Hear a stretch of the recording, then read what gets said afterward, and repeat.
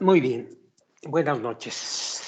Bueno, vamos a seguir leyendo esto, justo antes de entrar a las cuestiones más técnicas de la Cábala.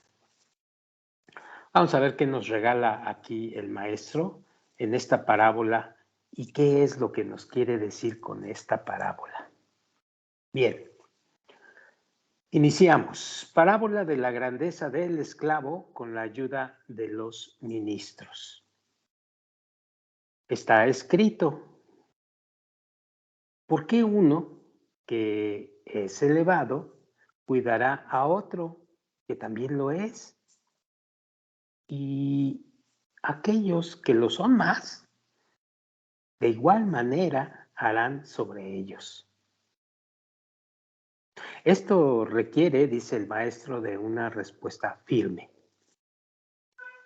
Es por eso que te diré que todos creen en la providencia privada, pero no hay quien se adhiera a ella para nada. La razón se debe a que, cuestiona el Rab, ¿cómo es posible atribuir al Creador un pensamiento extraño y corrupto? Ya que Él es el principio del, como dice la frase, bueno que hace el bien. Salvo que solo a los verdaderos sirvientes del Creador les ha abierto principalmente el conocimiento de la providencia privada, puesto que hubo quien cambió todos los factores que precedieron a este, de los bienes y males juntos, siendo entonces que aquellos se encuentran adheridos a la providencia privada, puesto que todos los que están conectados con lo puro son puros. Y en vista que el guardián está unido con aquello que guarda, repito, y en vista que el guardián está unido con aquello que guarda, no hay aparente división entre el bien y mal. Todos son amados y todos están limpios, pues todos ellos son portadores de las vasijas del Creador, de los kelim del Creador, listos para engalanar la revelación de su singularidad. Esto es conocido en sensación y por este mérito, al final, obtienen conocimiento de que todas las acciones y todos los pensamientos, tanto buenos como malos, son portadores de las vasijas del Creador. Él mismo, el mismo que las preparó y las sacó de su boca, y esto será sabido por todos al final de la corrección. Todo viene del Creador. Pero mientras tanto, dice el Rab, hay un largo y amenazante exilio. Y el principal inconveniente es que cuando uno ve alguna revelación de una acción incorrecta, cae de su nivel, se une a la mentira famosa y olvida que es como un hacha en la mano del que corta, pues se considera a sí mismo el dueño de dicho acto y olvida la razón de todas las consecuencias, ya que todo viene de él y no hay ningún otro que opere en el mundo aparte de él. Y dice el Rab, esta es la lección, la cual también se mantuvo en el aspecto de conocimiento desde el principio. De todas formas, al momento de la necesidad, uno no podrá controlar su conocimiento para unificar todo con la causa en singularidad, la misma que lo sentencia a una escala de mérito. Esta es toda la respuesta a su carta. Ya te relaté cara a cara, dice el maestro, una parábola verdadera acerca de estos dos conceptos, donde a uno elucida al otro. Aún así, la fuerza de ocultamiento domina y la fuerza de ocultamiento controla en medio de ustedes, dice el maestro. Se trata de una parábola acerca de un rey cuyo sirviente halló gracia delante de sus ojos, a tal punto que quiso engrandecerlo y ponerlo por sobre todos los ministros, pues había reconocido un verdadero y consistente amor en su corazón, excepto que no está en las costumbres reales ascender a alguien al nivel más alto de una sola vez sin razón aparente, sino que la costumbre real es revelar las razones para ello a todos con una gran sabiduría. ¿Y qué hizo? Dice el Rab. Nombró al sirviente guardián de la puerta de la ciudad y le dijo a un ministro que era entendido en la sabiduría de la comedia que se disfrazara y fingiera ser como un rebelde para el reino. Y salió a la guerra para conquistar el reino cuando los guardias no estuvieran preparados. El ministro hizo lo que el rey le indicó y con artimañas y una gran sabiduría se puso a luchar contra la casa del rey. En tanto que el sirviente que cuidaba la puerta arriesgó su vida para pelear en nombre de la casa del rey, peleando contra el ministro con poder vehemente y abnegación inmensa, hasta que se hizo evidente para todos su gran amor por el rey. Entonces, dice el Rab, el ministro se quitó las vestiduras y hubo muchas risas, pues él había peleado tan feroz y valientemente y ahora se daba cuenta de que solo había fingido en la lucha y que no fue real lo que sucedió. Y aumentaron más las risas cuando el ministro habló de lo profundo que eran los pensamientos de crueldad y miedo que había visto en sus ojos, y que todos y cada uno de los detalles en esta guerra terrible se habían tornado en una gran risa y alegría. Sin embargo, a pesar de todo esto, el sirviente no obtuvo sabiduría. ¿Cómo podría ser elevado por encima de todos los sirvientes y ministros del rey? Entonces, dice el Rab, el rey meditó y dijo al ministro que tendría que disfrazarse de ladrón y asesino y pelear ferozmente contra él. Pues el rey sabía que en esta segunda batalla descubriría una sabiduría maravillosa hasta que se haga merecedor de estar por sobre todos los ministros. Así, el rey puso al sirviente a cargo del tesoro del rey.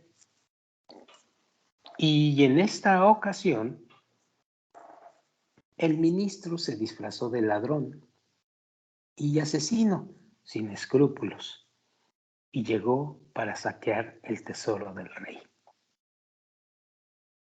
El humilde sirviente peleó sin temor alguno y devotamente, hasta que estuvieron satisfechos. Entonces, el ministro se quitó el disfraz y hubo aún más risas y gozo que en la ocasión anterior.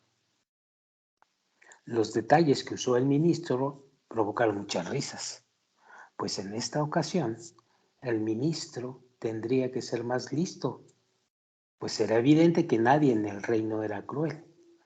Por lo tanto, el ministro adquirió sus dotes de artesano para hacerse de un disfraz de demonio.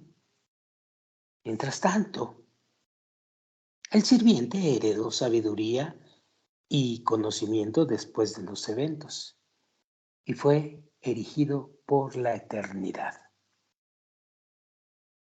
La verdad, dice el Rab, todas las guerras en el exilio son vistas maravillosas.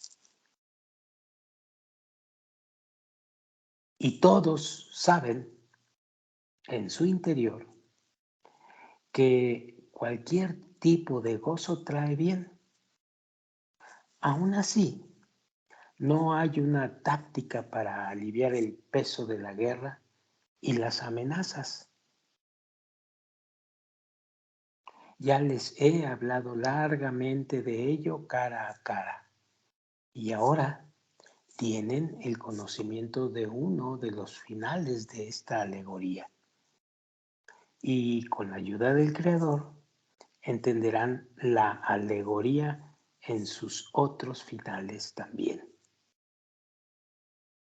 Y aquello de lo que me quieren escuchar hablar es una cosa a la que no tengo respuesta. Les he dado una alegoría acerca de ello cara a cara también, pues, entre comillas, el reino de los hombres es como el reino del firmamento y la verdadera capacidad de guiar se ha dado a los ministros. Aún así, todo es hecho de acuerdo al consejo del rey y con su firma. El rey no hace más que firmar el plan que los ministros elaboran. No lo corrige, pone a otro ministro en su lugar y el primero renuncia al oficio. Así el hombre, en un mundo pequeño, comportándose de acuerdo a lo que está ya en él. Pues el rey tiene control sobre las 7 naciones dentro de él. Este es el significado de lo que está escrito en el libro de la creación, en el que se dice en Sefer Yetzirah. Él coronó una cierta carta. Cada carta es un ministro a su tiempo, haciendo evaluaciones y el rey del mundo firmándolas. Cuando la letra se equivoca en alguno de los planes, pues de inmediato el ministro renuncia a la oficina y él corona a otro ministro en su lugar. Este es el significado de la frase que dice cada generación y sus jueces. Al final de la corrección, la señal llamada Mesías gobernará y completará y unirá a todas las generaciones a una misma corona de gloria en las manos de Dios. Ahora puedes entender cómo es que puedo interferir con sus cosas en cada estado y cada uno debe descubrir lo que se le ha asignado a descubrir y todo se hará claro a través de las encarnaciones. Todo lo que sucede en la vida, en todas las vidas que tenemos, no son más que pruebas que dan sensaciones y que van a servir finalmente para llegar al camino que todos tenemos que llegar, que es llegar a la superioridad. Punto. Bien.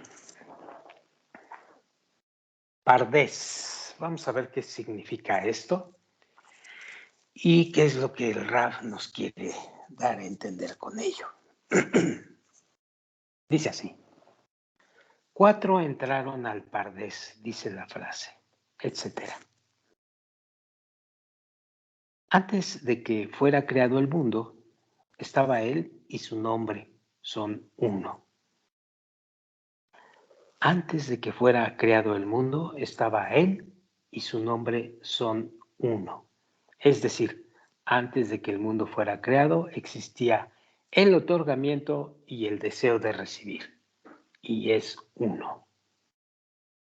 Porque las almas no estaban en el aspecto de almas, porque todo el asunto del nombre es él, que en el instante en que su amigo vuelve su rostro de él, lo llama por su nombre para retornar su rostro hacia él. Y puesto que en la creación todavía no habían almas en adhesión a él, en servicio completo, él colocó sobre ellas guirnaldas y coronas, majestad y esplendor y belleza. Incluso lo que no habían evocado, pues él de por sí conoce sus deseos y se los entrega a ellas. Si es así, de todo lo que no corresponde a decir que es una llamada del nombre, lo cual es un asunto de Itarauta de Letata, es decir, despertar desde abajo de cualquier modo. Y por eso él está en estado de Orpashut, es decir, de luz simple, porque todo está en el límite de la simplicidad. Y esta luz fue comprendida por toda persona sencilla, incluso por quien no ve ninguna sabiduría. Por eso es llamado en el secreto de los sabios e inteligentes Pashat, pues Pashat es la raíz para cada cosa. Y de eso no hablaron los escritores ni los libros, pues es un concepto simple y conocido. Y a pesar de que en los mundos inferiores se detectan dos divisiones en el régimen de la luz simple, esto se debe a la división en sus propios corazones por causa de, como dice la frase, y yo soy un hombre tranquilo.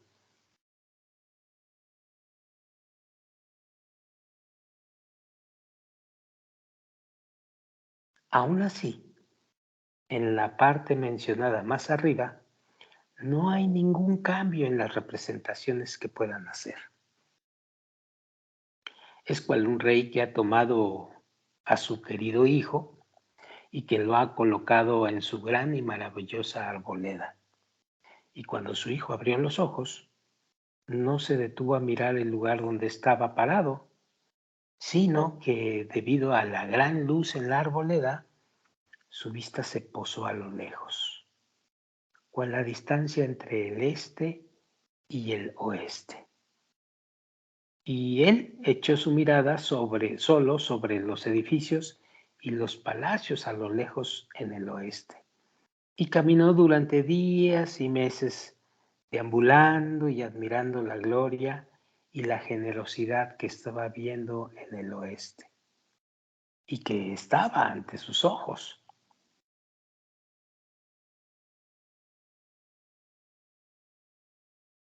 Luego de algunos meses, su espíritu descansó y su deseo estaba satisfecho. Y él se sació de mirar hacia el oeste. Entonces Él entonces reconsideró y pensó, ¿qué puede ser encontrado a lo largo del camino que he atravesado? Giró su rostro hacia el este, el lado desde el cual había entrado, y quedó perplejo. Toda la grandiosidad y toda la belleza estaban justo a su lado. Él no podía comprender cómo había fallado en notarlo hasta entonces y cómo se había enfocado solamente en esa luz que brillaba en el oeste. A partir de entonces, él solo se ciñó a la luz que brilla en el este y así siguió deambulando hacia el este hasta que regresó justo al portón de entrada. Ahora, consideren y díganme la diferencia entre los días de entrada y los días de salida, ya que todo lo que vio en los últimos meses, él también lo había visto en los primeros meses. Pero al principio él no estaba inspirado, pues sus ojos y su corazón estaban embriagados por la luz que brilla en el oeste. Y luego que se hubo saciado, volvió su rostro hacia el este y notó la luz que brilla en el este. Pero, ¿cómo había cambiado?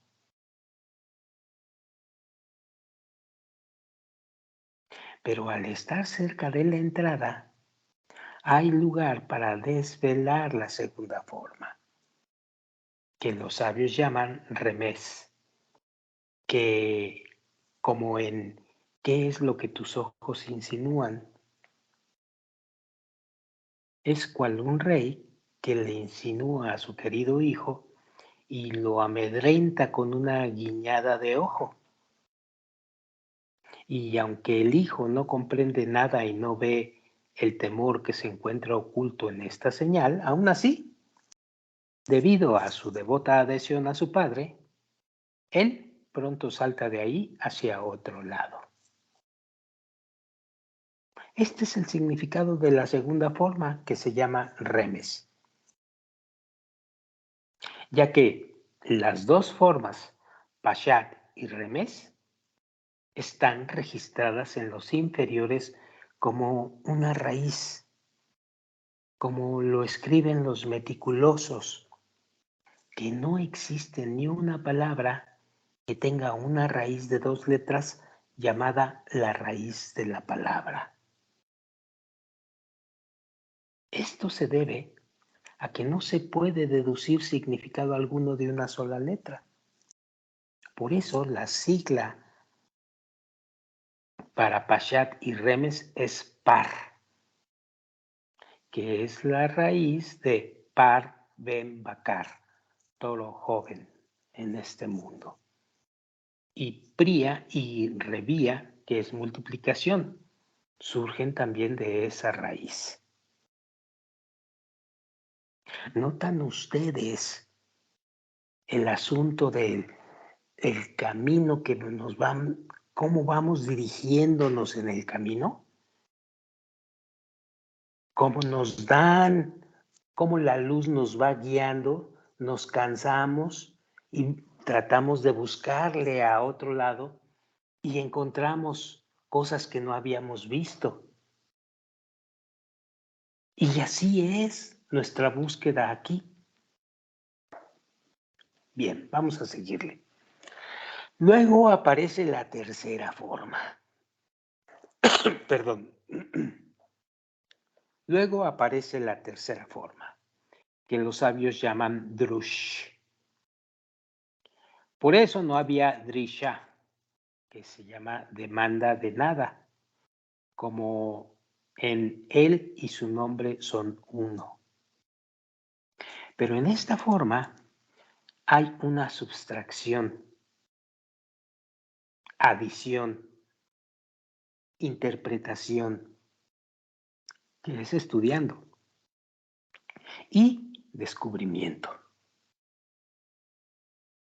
como en la frase que dice, yo trabajé y encontré, como ya evidentemente saben.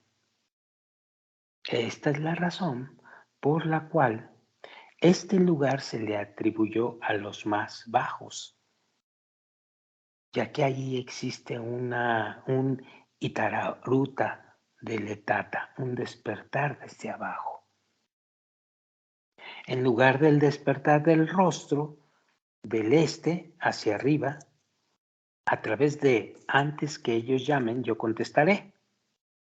Por el contrario, aquí hubo un poderoso llamado e incluso esfuerzo y anhelo. Y este es el significado de las tumbas de codicia.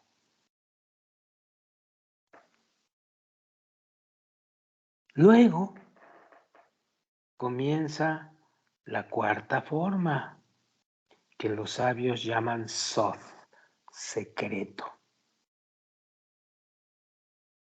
En verdad es parecida a Remes, pero en Remes no había percepción de ningún tipo, sino que más bien era cual una sombra que está siguiendo una persona. Y tanto más cuanto la tercera forma Drush se ha vestido en la anterior. Sin embargo, es cual un susurro, como una mujer embarazada. Le susurras al oído que hoy es Yom Kippur, el día del perdón, para que el feto no se sacuda y caiga. Y podríamos decir, además, es el ocultamiento del rostro y no el rostro, pues este es el significado de las palabras. El consejo del Señor está con aquellos que le temen, y su convenio para hacer que ellos lo sepan.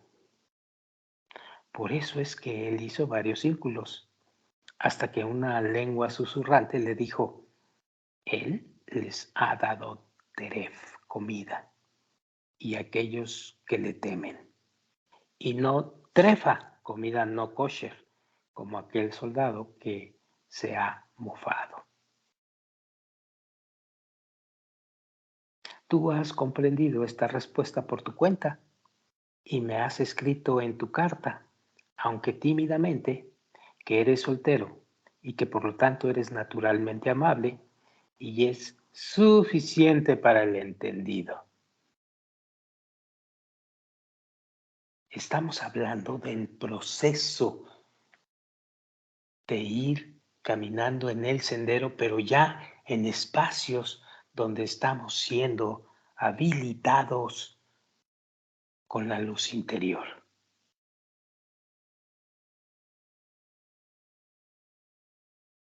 Vamos en el proceso que se llama Pardes, de lo simple a lo secreto. Pero no acaba ahí. Bien, vamos a seguirle. Desde el momento que este verso llegue a tus manos, te lo aclararé, pues esta es también la pregunta del poeta. El consejo del Señor está con aquellos que le temen. ¿Y por qué ha dicho esto? Es cual la pregunta de nuestros sabios, donde vemos que el texto invierte 12 letras para hablar en un lenguaje claro, como está escrito, y de las bestias que no están limpias, etc. Pero tu respuesta no alcanza al poeta, pues él puede haberles entregado abundancia a las almas y con un lenguaje limpio, como le dijo Labán a Jacob, hacia donde has huido tú secretamente, y siendo más listo que yo, y sin decirme que yo podría haberte despedido con alegría y con canciones, y con el sonido del arpa. La respuesta del poeta a esto es, y su convenio para hacer que ellos lo sepan.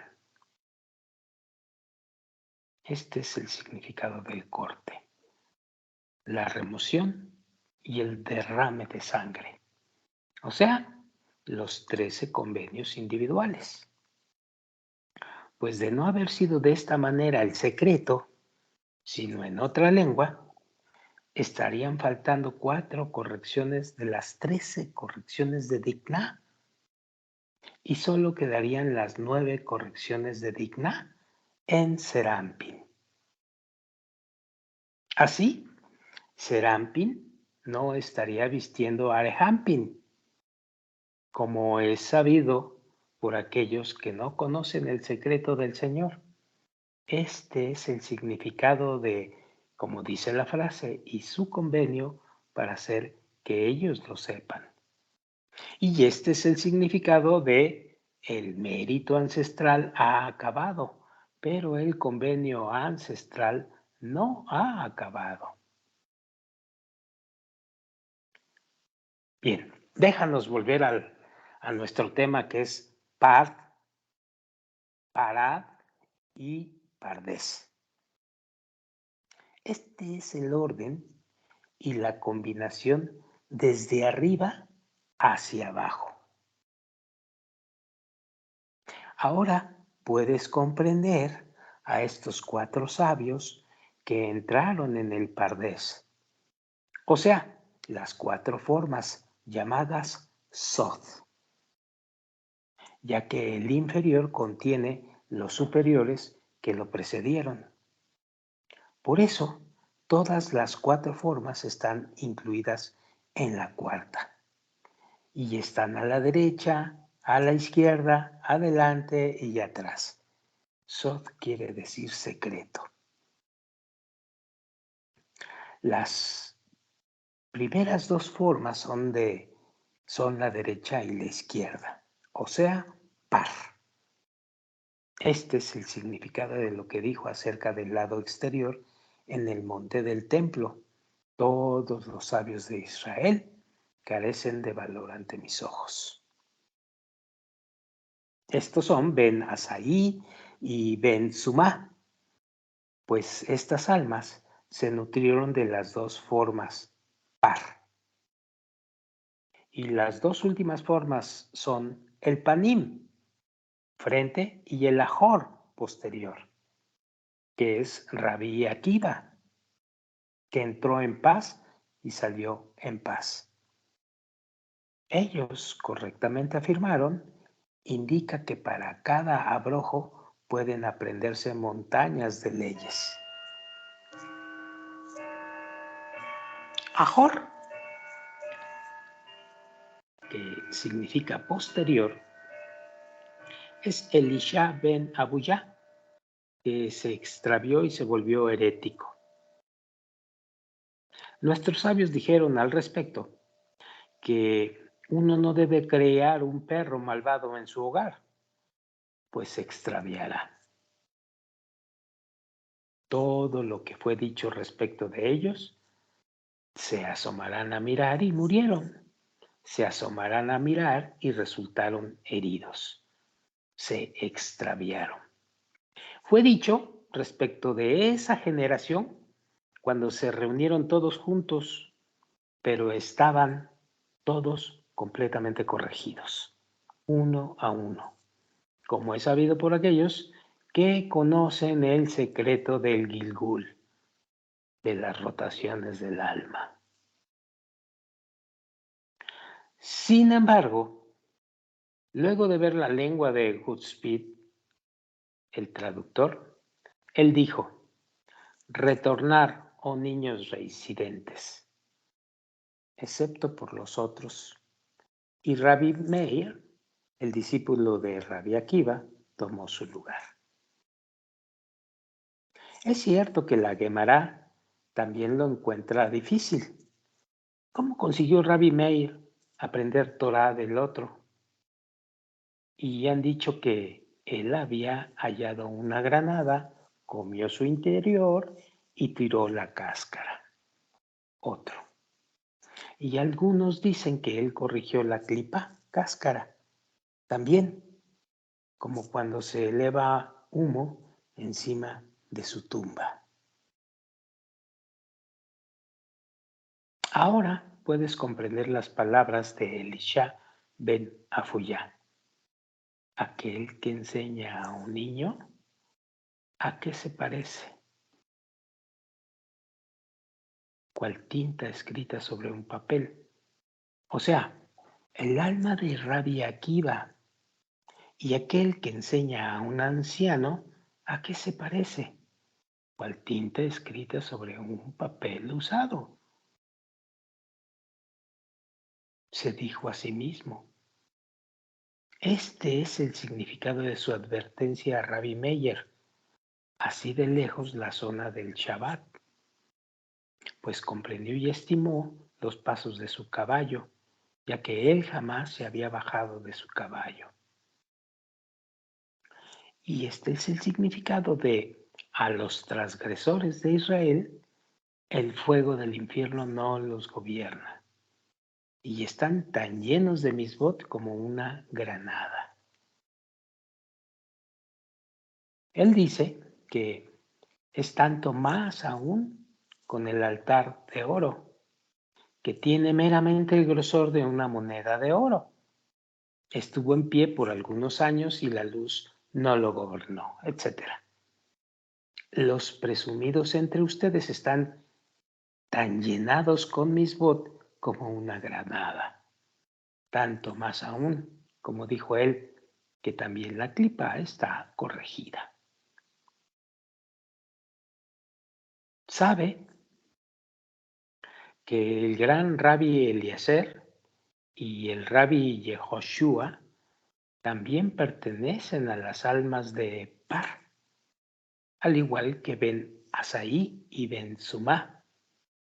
Pero Ben Asaí y Ben Sumá estaban en la generación de Rabbi Akiva y eran sus estudiantes, entre 24,000. Pero Rabbi Eliezer y Rabbi Yoshua fueron sus maestros.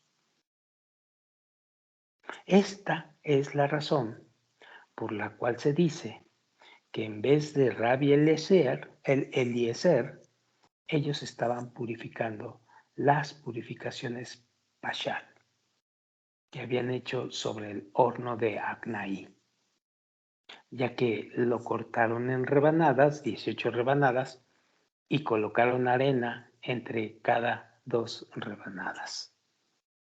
En otras palabras, la tercera forma, la arena, se une a la primera rebanada, que es la segunda forma, y a la segunda rebanada, que es la cuarta forma.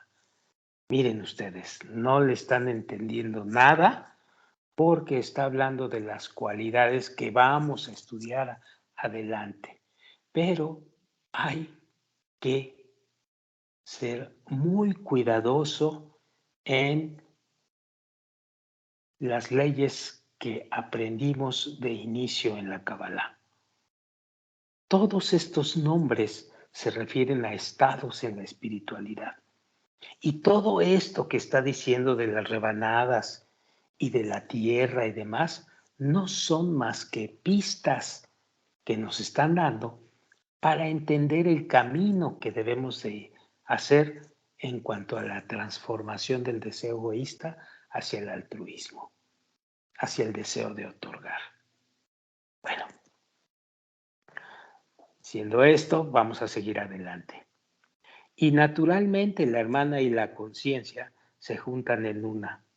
Y Rabbi Tarfon y Rabbi Yeshua, como uno, son discípulos del gran Rabbi Eliezer. Y Rabbi Akiva está en apariencia incluido en ellos. Esto se debe a que un segundo buen día, con respecto al primer buen día, es cual un día de semana a los ojos de nuestros sabios, ya que Drush, comparado con el Remes, es cual una vela al día. Pero los sabios de su generación mancharon todas esas purificaciones y las quemaron. Y el gran Rabbi Eliezer demostró, con el acueducto cuya agua subió, que Rabbi Yehoshua era un gran sabio y las paredes del templo lo demostrarán. Y ellos comenzaron a caer ante la gloria de Rabbi Eliezer y no cayeron ante la gloria de Rabbi Yehoshua. Esta es la prueba completa de que no hay duda que él es puro. Pero los sabios tomaron a Rabbi Yehoshua como aquel y no quisieron dirigir como Rabbi Eliezer su maestro, hasta que bajó una voz y dijo que Rabbi Yehoshua era en realidad su discípulo. Pero Rabbi Yehoshua no se conectó con su lugar y dijo que tú no prestes atención a una voz, no está en el cielo, etc. Entonces los sabios lo bendijeron, pues la luz de Ausen, es decir, la luz de oído, había sido cancelada en ellos, ya que ellos no habían obedecido las reglas del gran Rabbi Eliezer. Y Rabbi Akiva, su discípulo favorito, le dijo que sus 24,000 discípulos habían muerto durante la cuenta y que el mundo había enfermado, y un tercio con aceitunas, etc. Elisha ben Abuyá y Rabbi Tarfón salieron de la misma raíz. Pero Elisha ben Abuyá es el Ajoraim, o la parte posterior, y Rabbi Tarfón es el Panim de Ajoraim, el rostro del posterior. ¿A qué se parece? En una casa hay aceitunas amargas que no sirven para nada, y en otra casa está la viga de la prensa de aceite, que no sirve para nada. Entonces un hombre llega y conecta ambas, coloca la viga sobre las aceitunas y produce una abundante cantidad de aceite. Después de esto se desprende,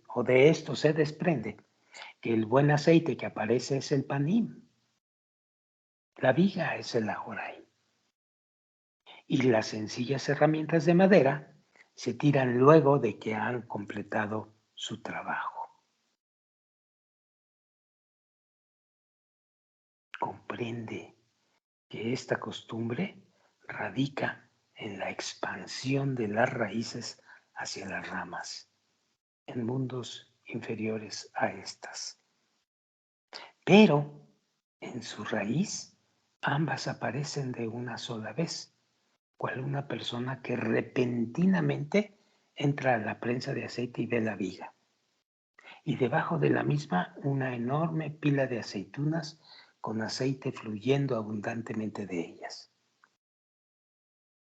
Esto se debe a que en la raíz todo se ve de una sola vez. Por eso uno es llamado otro y el otro es llamado Tarfón. Uno es una viga y el otro es aceite, que fluye inmediatamente a través de aquella. Este es también el significado de extraviarse. Luego de que el deseo emergió, que es el alma de Rabbi Tarfón, ojo, luego de que el deseo emergió, que es el alma de Rabbi Tarfón, el alma de otro permaneció como malas conductas en la casa de uno. Este es el significado de la combinación de letras Sod, que es secreto. Samej encabeza la palabra Sod, el alma del otro. Dalet encabeza la palabra Drush, el alma de Rabbi Akiva. ¿Por qué actúan? Y Bab, en el medio, es Rabbi Tarfón. Bien, después de haber escuchado esto y que en una primera instancia no es comprensible, dada la mentalidad todavía un poco principiante que hay dentro de aquel estudiante recién llegado o incluso algunos que ya tienen algún tiempo, pero no es definitivo. Poco a poco, siguiendo el camino, se va a ir revelando todo este asunto y van a saber qué significa todo esto. Bueno, así que no queda otra alternativa más que o persistir o de veras salirse. Es esta la situación, porque aquí se requiere ya de un proceso más profundo dentro del estudio de la Kabbalah, dentro del camino de la espiritualidad. Se requiere empezar a habilitar dentro de uno los deseos egoístas, transformándolos en altruismo, en otorgamiento. Es decir, se requiere un poco más de práctica personal en este asunto, hacia el sendero de la Kabbalah. Bueno, lo siguiente es preferible siéntate y no hagas nada. Y ya veremos a qué se refiere el maestro. Después, sobre todo, de haber leído esta lectura que es francamente poco comprensible para para estudiantes principiantes, sobre todo. Bueno, vamos a dejarle aquí y nos vemos para la siguiente ocasión, que va a ser leer esta que dice: preferible que te sientes y no hagas nada. ¿Ok? Bien, con esto terminamos hoy y nos vemos para la siguiente. Buenas noches.